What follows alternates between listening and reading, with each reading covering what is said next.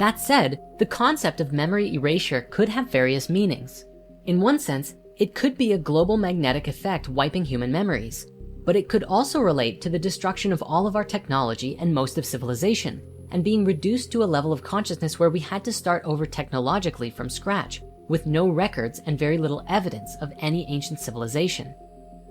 This entire story is said to have happened 13,000 years ago, at the point when Earth went through a huge shift pertaining to its polar ice caps, when a massive amount of ice sheets began to melt, flooding the world with water and potentially helping to usher in the Holocene, the epoch of time we are in today after the end of the last ice age.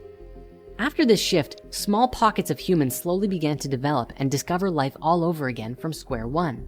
And the few spiritual masters who kept their memories began to support us as we became capable of comprehending their stories. They may have tried to explain the history of the world, but the fallen humans couldn't comprehend it. And so the stories were masked in the legends of the gods so that humanity could come to make sense of who they were and where they came from. These quote unquote gods seeded civilizations around the world, from ancient Mesopotamia and Egypt to India and all the way to the Olmecs in Mesoamerica. Of course, it may be more logical to presume that it was Enki or the other Anunnaki who helped seed civilization once more, at least in ancient Sumer, or perhaps a combination of the two. Ultimately, this is the point at which a lot of this entire story would have been passed down to the Sumerians. Earlier on, we explored the possibility that the stories of the gods were an encoded message handed down to the Sumerians and Babylonians by these beings who had a much higher understanding than the early humans did. If this story is true, then this is how the Sumerians would have come to have knowledge of the origins of the solar system from previous higher beings who shared it with them. But is it truly possible that this is how it all happened? Now, in this story, it was said that the goal for us as a species was to return to our original higher consciousness in as short of a time as possible.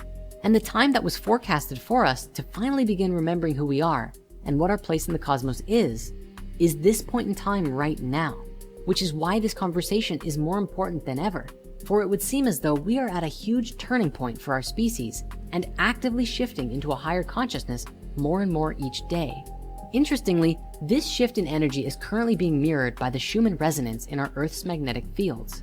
The electromagnetic resonance being generated by lightning discharge in a part of the upper atmosphere, known as the ionosphere, has been increasing recently to coincide with our frequency shift.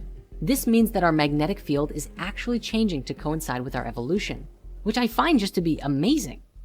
This is a very exciting time in our evolution, as with research teams like the Global Coherence Initiative and HeartMath, some very interesting research is being done on the interconnection between humanity and Earth's magnetic fields and energetic systems, giving us insights into our own frequency changes as and when they happen.